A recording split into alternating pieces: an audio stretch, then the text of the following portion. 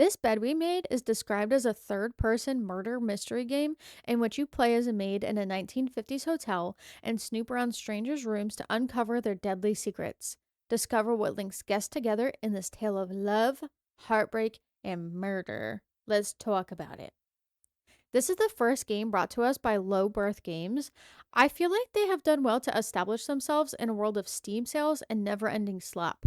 When I Googled the playtime, I got answers ranging from an average of 3 to 5 hours, all the way up to 10 hours if you want to explore all narrative options and truly get a closer look at all the objects. I personally took my time to explore and take in the game and the options presented. My Steam shows I have played exactly 10.1 hours, so I feel like this is spot on.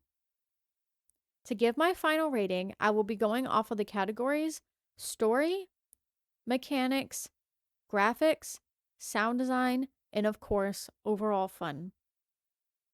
Story gets a 7 out of 10. It was juicy and it pulled me in, making me want to uncover more and more of the mystery. I really felt like I was the one snooping, not Sophie. I do feel like the story is trying to weave too many subplots at once, and I started to forget and also not really care about some of those details. Mechanics, on the other hand, is an easy 10 out of 10. The controls were very intuitive and made sense for the object you were interacting with. When cleaning, you actually swipe the rag across your screen.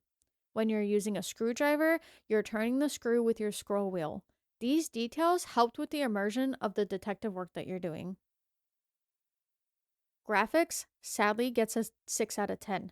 The atmosphere is well done, if not a bit on the nose at times. A major aspect where this game really fell flat for me was the character designs. This game was released in late 2023, but I somehow felt like I was playing a PS2 game when looking at other characters, especially when speaking. Mouths simply just don't move like that. Sound design receives a 7 out of 10.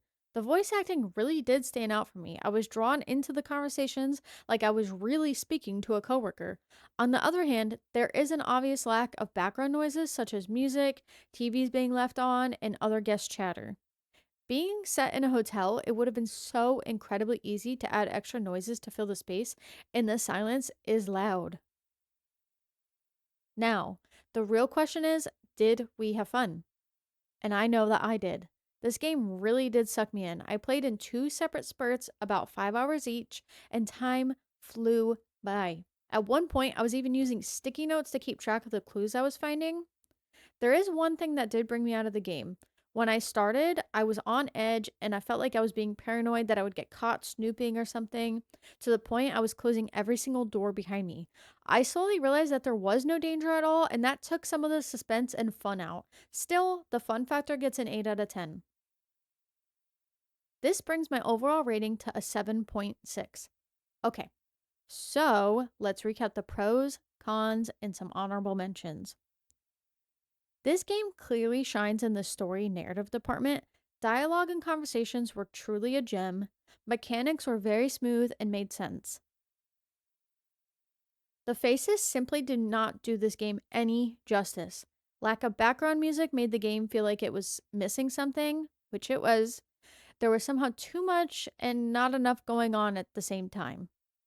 Some honorable mentions are when you first load into the game, you're given an initial settings screen where you can adjust things like volume and subtitles.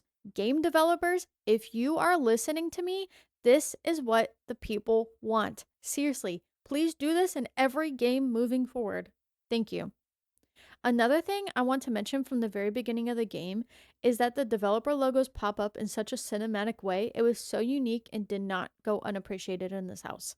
One last honorable mention I have is I've seen reviews going on about how this isn't as replayable as you might think, since you basically find the same exact evidence in the same exact order. The choices only really impact some cutscenes and the ending. Just something to keep in mind, especially for someone like me who truly loves a choices matter game. Overall, I would definitely recommend this game if you're nosy and enjoy a story-driven mystery. Keep an eye on Steam. The dev team has announced they're working on a sequel with no release date yet. Let me know if you've played and enjoyed this bed we made, or if you have any other recommendations for mystery and choice-based games. Thanks for watching my very first review, and I'll see you in the next one. Love you. Bye!